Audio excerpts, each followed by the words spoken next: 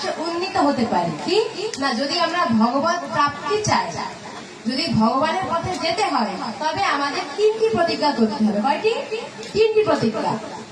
আমাদের আজই সময়, আমরা আজই এই প্রতিজ্ঞা 3টি করে নেব।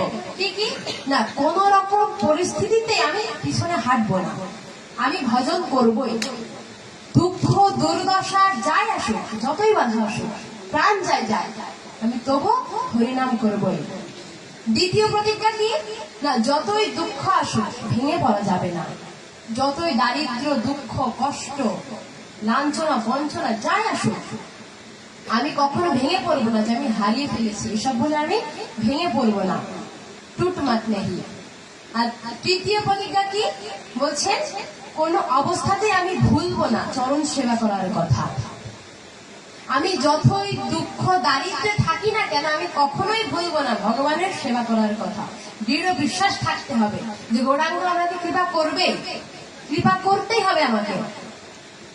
এই 3টি সংকল্প যদি আমরা আজ থেকেই করতে পারি, তবে আমাদের ভজন সম্ভব।